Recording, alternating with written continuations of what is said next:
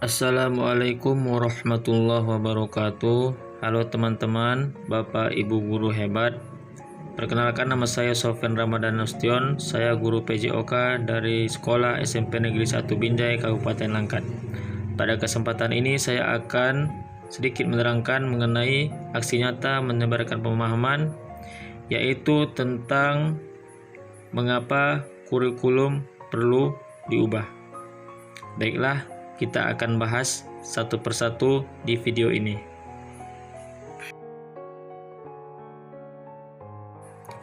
Baiklah teman-teman, Bapak Ibu guru hebat, di sini yang pertama kita bahas yaitu tentang kurikulum. Sebelumnya, apa sih pengertian dari kurikulum? Kurikulum merupakan perangkat mata pelajaran dan program pendidikan yang diberikan oleh suatu lembaga penyelenggaraan pendidikan yang berisi rancangan pembelajaran yang akan kita berikan kepada peserta didik dalam satu periode jenjang pendidikan. Dijelaskan di sini bahwasannya terdapat dua pendapat dari ahli tentang kurikulum. Yang pertama dari Dr. Nana Sudraja. Kurikulum adalah kumpulan niat dan harapan yang tertuang dalam bentuk program pendidikan, kemudian dilaksanakan dan diterapkan oleh guru di sekolah bersangkutan. Yang kedua, Profesor Dr. S. Nasution. Kurikulum adalah serangkaian penyusunan rencana untuk melancarkan proses belajar mengajar.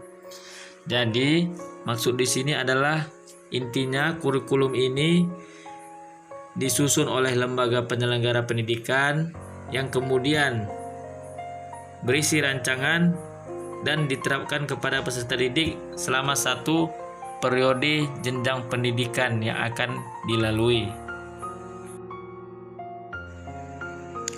4 komponen dalam kurikulum. Yang pertama, tujuan. Artinya tujuan kita apa dengan kurikulum ini. Yang kedua, konten atau media, apa yang kita gunakan. Yang ketiga, metode atau cara. Yang keempat, evaluasi. Evaluasi di sini artinya apa yang menjadi kesalahan dalam kurikulum tersebut dan menjadi kekurangannya.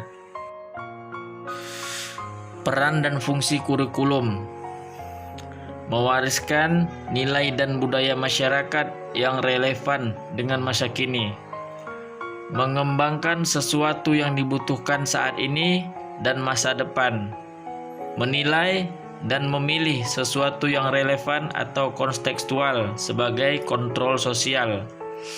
Bagi guru-guru, peran dan fungsi kurikulum tentunya sangat berguna, ya, karena merupakan sebagai acuan dalam menerapkan kegiatan belajar mengajar di sekolah. Dengan kata lain, kurikulum di sini sebagai pedoman kerja bagi Bapak Ibu guru dalam mengajar siswa dan siswi. Untuk apa? Untuk mencapai tujuan pembelajaran yang ingin tercapai.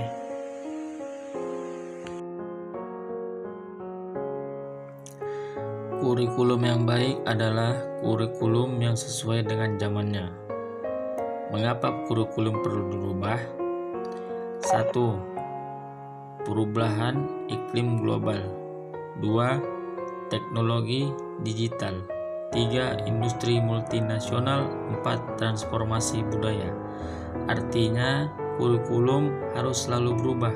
Karena apa? Agar sesuai dengan perkembangan zaman. Apalagi masa sekarang, ilmu pengetahuan dan teknologi informasi telah berkembang, dan pembelajaran akan membosankan tanpa adanya perubahan. Bukanlah tugas kita untuk menyiapkan para guru peserta didik menghadapi zaman yang baru, yaitu zaman teknologi. Dikarenakan semakin zaman maju, maka perkembangan teknologi pun semakin maju. Jadi kita sebagai guru harus berinovasi untuk dapat yang terbaik.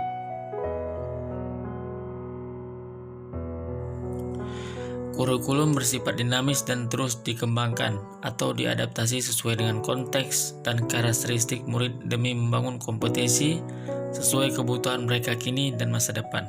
Artinya, setiap zaman maka akan terus berkembang.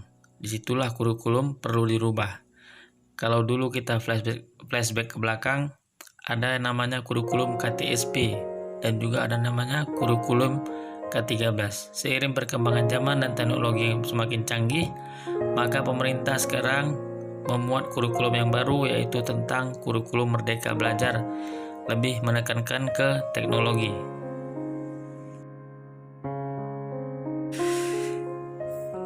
Baiklah teman-teman dan Bapak Ibu guru hebat, sekarang kita membahas tentang 3 pilar pendidikan.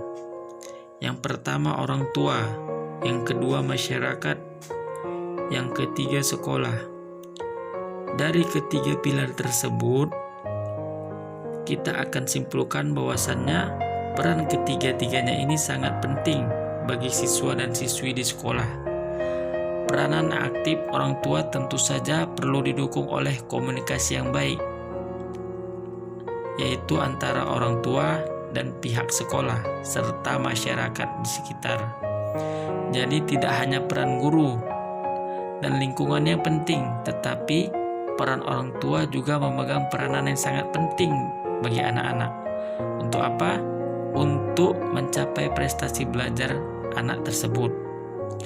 Kemudian, hal-hal yang harus diperhatikan dalam mengembangkan kurikulum terdapat 5 aspek. 1. Kebutuhan, 2. Pendapatan, 3. Pengalaman, 4. Hasil belajar, 5. Kepentingan murid.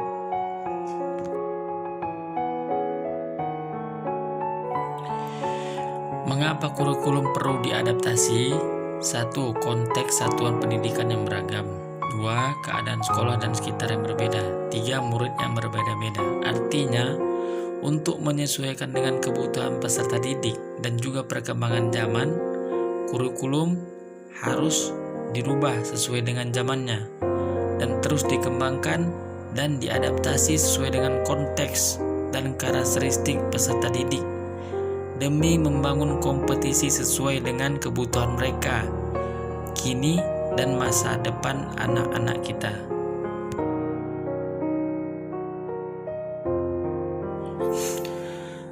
Teman-teman, Bapak dan Ibu guru hebat, selanjutnya kita masuk mengenai materi kurikulum operasional satuan pendidikan atau disingkat dengan KOSP, yaitu bentuk adaptasi kurikulum harus sesuai dengan kebutuhan murid di sekolah. Artinya, kita harus menyesuaikan kebutuhan murid, jangan hanya kebutuhan pendidikan yang harus kita sesuaikan, tetapi kedua-duanya harus disesuaikan.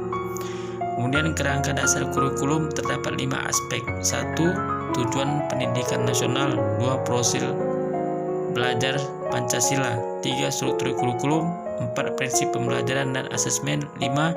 Capaian pembelajaran. Keanekaragaman latar belakang dan kemampuan murid merupakan tolak ukur adaptasi kurikulum pendidikan operasional satuan pendidikan guna memastikan setiap murid akan berkembang sesuai dengan zamannya.